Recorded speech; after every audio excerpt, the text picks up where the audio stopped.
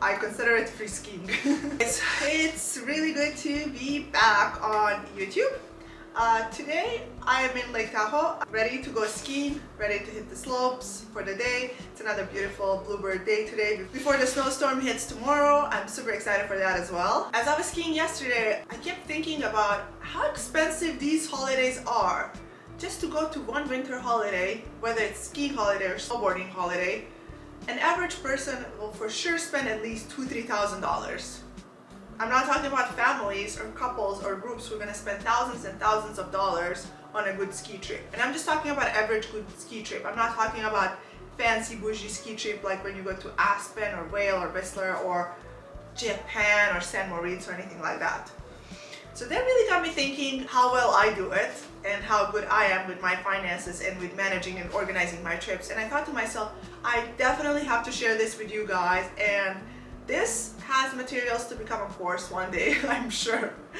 Anyways, I'm gonna share everything I do with you guys, how I manage my trips, how I save money on transportation, how I save money on lodgings, how I save money on ski pass, and everything else. So please make sure to stay until the end of this video to hear all my tips, and I'm gonna share a couple of advices on where to get some other resources for your upcoming travels. First of all, I'm gonna start with my ski pass. The ski pass is my biggest investment every year. Why? Because it's the most expensive. It's something I have to pay every year, and there's no way around it, really. So you have to get ski pass. Ski passes have gotten so expensive, I think since pandemic, where Deer Valley, Aspen, and other fancier, bougier resorts, the ski pass goes probably up until $350 or something a day. Where I come from in Serbia, in my hometown, there's a ski resort where a daily pass is about $30. It is a small resort though, but nevertheless, it's great skiing. You see great skiers, great equipment, beautiful mountain. I'm like, why are ski resorts here $350 while I can get one in Serbia for $30? But skiing in the US is way different. It's more organized, it's nicer resort skiing, it's more advanced equipment, better quality snow, longer seasons. So it makes sense that the resorts are expensive and the passes are expensive, but nevertheless, I want to save some money, okay? The way I do it, every year I purchase Ikon Pass, and for those of you who don't know, Ikon Pass is a yearly subscription service where you purchase your yearly members pass and you can use it to ski in, I think, about 50 resorts worldwide. There are a lot of resorts in the US where you can go and have unlimited skiing, and you can go to Japan, you can go to Chile, you can go to Europe, you can ski in Zermatt, you can ski in San Moritz, Dolomites. So many resorts covered under this pass. Why I chose Ikon? Because I live in Southern California and I have Big Bear close to me and I have Mammoth driving distance, and I can use my Ikon Pass and ski there unlimited. For sure, one year I will venture out and get my Epic Pass, which is a different pass, and that one covers Whistler, covers North Star Resort, covers Vail.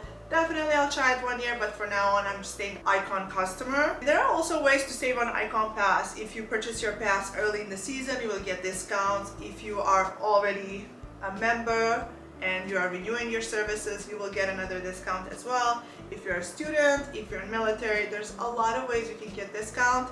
You just have to be creative and find the best one. And then if you purchase your pass early in the season, let's say in April, you can slowly pay your pass off until the beginning of the season and then just enjoy it, because by the time the snow hits, your pass will already be paid off. At that point, I consider it free skiing.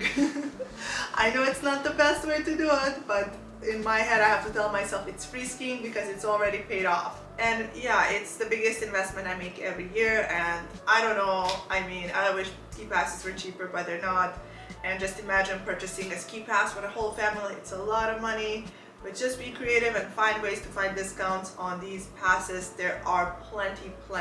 And also some resorts, they offer free skiing for local residents. They offer discounts for residents. And there are also free days of skiing, probably when the resort opens, opening days on some other major holidays. For me, it is the biggest expense every season because I have to pay it every year, and there's just not a lot of ways around it. The second item I'm going to talk about is the lodging and accommodation. Hotels can be quite pricey, as well as Airbnbs and cabins. The way you can save some money there is booking your stays. You can book your hotel stays with points, and you can use Marriott Bonvoy points or Hilton points.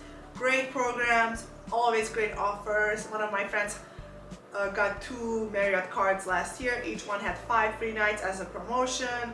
They had 10 free Marriott nights for the year. They didn't even know where to use it. Or you can just get points with promotion. It's like usually it's like $5,000 offer. Spend $5,000 and you're gonna get at least 100 or 150,000 points. You can leverage later and book hotel stays. And I think it's just a great way to book your resort stay. I mean, why not? Marriott and Hilton both have great programs. I'm definitely gonna use it. I'm planning a Maldives trip and I am gonna leverage that strategy. I'm gonna get the Marriott card and I'm gonna stack up those points and just wait for the right moment to book that Maldives stay. The next option are the HomeExchange platforms. I have been a user of HomeExchange, and that's the name of the platform anyways.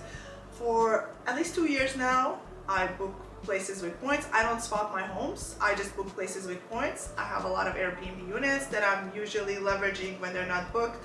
I have it rented on HomeExchange. People come in, they pay me with points. I use these points for future travels and I travel all around the world. Great way to travel. These homes you're visiting, they're usually their second homes or vacation rentals. Very well stocked, such a cozy, homey feeling. You have everything. It's like you're in your own house, but you're just traveling somewhere. I love it. I do love staying in hotels too, like you get room service and everything else, but just staying in a HomeExchange home is a great way to do it. If you haven't been a user of HomeExchange and if you don't have a second home or vacation rental to put on HomeExchange, try putting a guest bedroom. You can put your own house too, of course, but just be a little careful because you don't know who's going to be staying there. It's kind of like weird to put your own like primary residence on HomeExchange because you just don't want people going through your stuff and touching your stuff. But if you're comfortable with it, it's fine. 99% of the people are going to be super respectful. They won't touch your stuff. They'll be super respectful. They won't go through your things. But there's always that like 1% that might make a crazy mess. So I don't know. Another platform that's great for HomeExchange, it's called Kindred. And to start with, Kindred is a newer platform. It started I think like a year or a year and a half ago. They don't have as many homes as HomeExchange, but the homes are much nicer.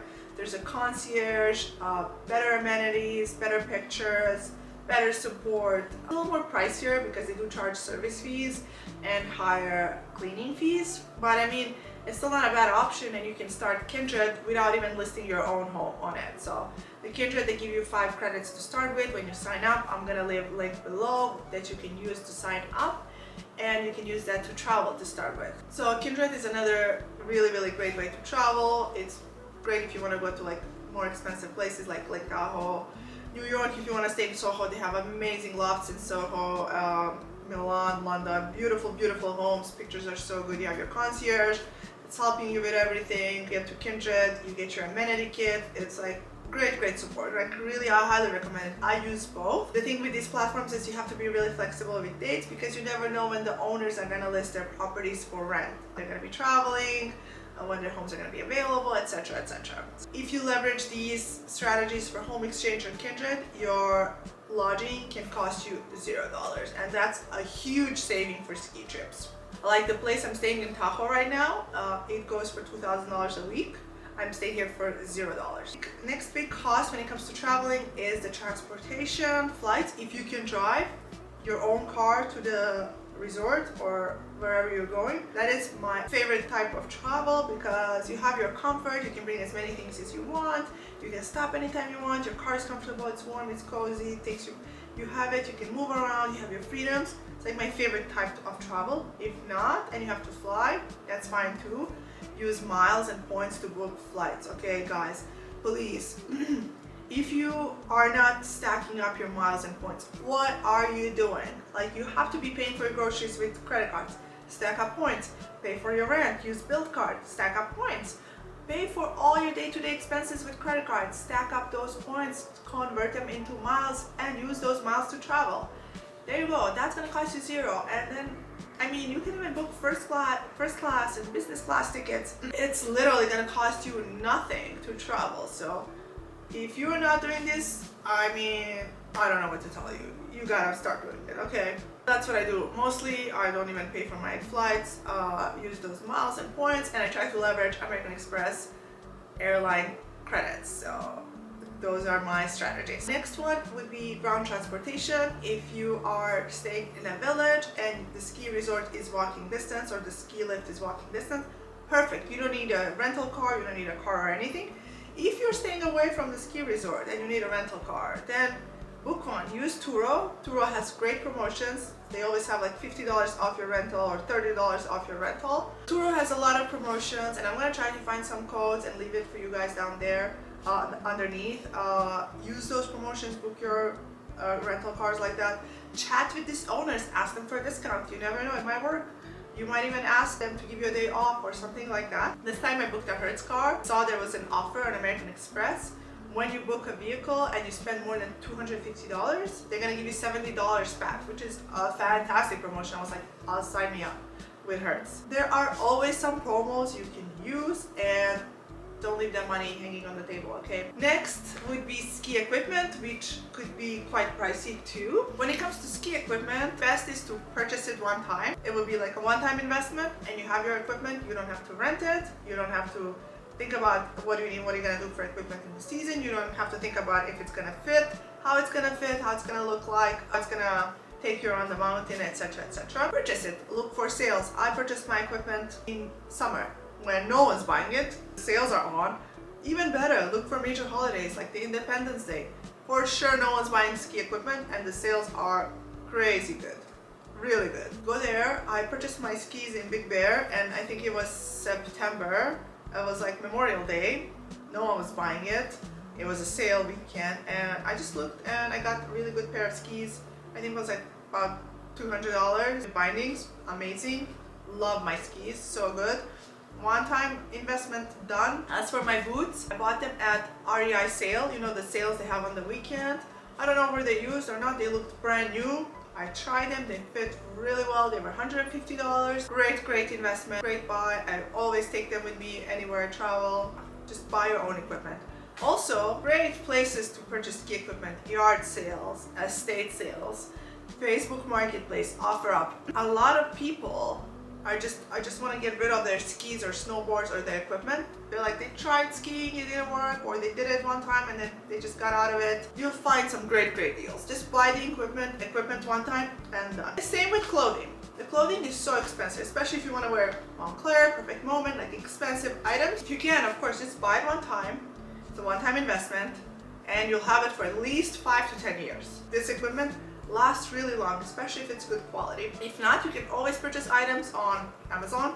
Great deals. I'll leave all my shops linked below so you can check out the items that I selected and that I like. Or you can just go to Goodwill, go to Salvation Army, find, like, these are the things that people just give it up. They don't want to wear anymore. They're taking stuff in their closet and they just give it up. So you might be able to find some really good deals there too. Another good option is to rent clothing. You can rent like really nice fancy clothing for the season or for like a month or something. I think Runway does it, and I'm sure there are other platforms too. So you might be able to try that. Why not? You can just rent something that's super expensive, wear it a week, and then return it, and then, like, why not? And the last big expense that you have while traveling is, of course, food and drinks, restaurants and outing.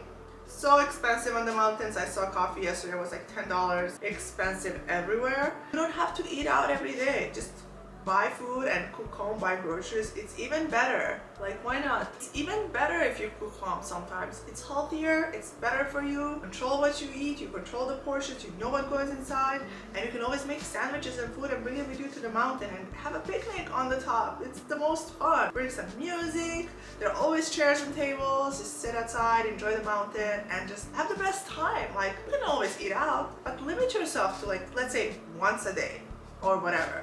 You know, you can always save there as well. And I think that's it for today, guys. As I said, there's so much materials here to cover a course one day, hopefully. If you like this video, please like, comment, subscribe, share this with others.